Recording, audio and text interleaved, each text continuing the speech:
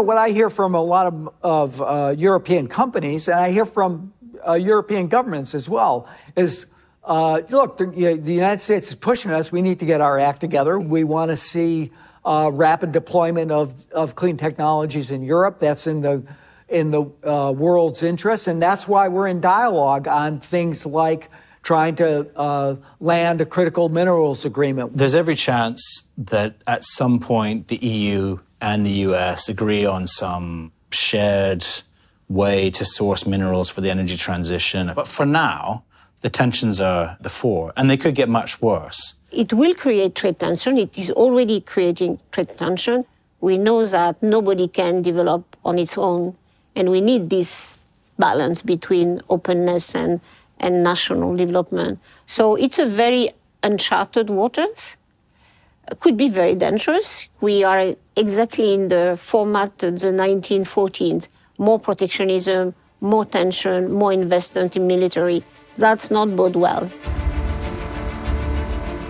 You could imagine retaliation on one side leads to counter-retaliation globally in the context in which there's already very bad relations between the Western powers and China, and lead to a very dangerous downward spiral in trade and in international relations. What this legislation is intending to do is to ensure that the United States keeps its commitment on climate, and it'll have a very substantial benefit to the global economy. Make no mistake about it, the investments in the United States driving down the price will help economies globally deploy at scale.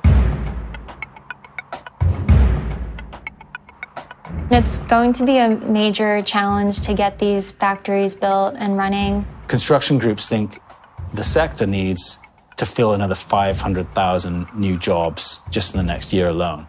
More laborers than the US actually has available. Quite how the administration fixes that problem is unknown.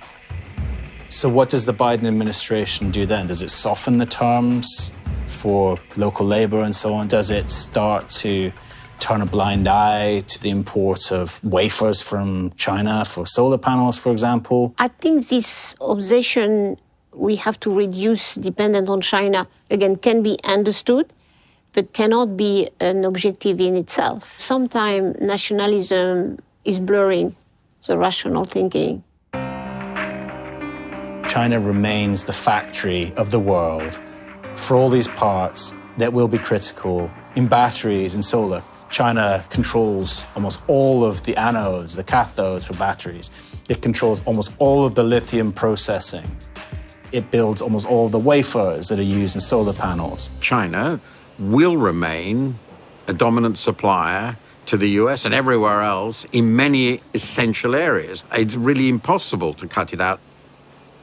And at some point, I think the Biden administration will have to come to an answer about whether they prioritize the cutting of emissions and doing all this cheaply, which probably means more supplies from countries like China, or whether it really is about reindustrialization and the climate targets can be delayed. We can't keep the 1.5 objective of global warming temperature as a limit if we don't do technological cooperation. We need Chinese capacity.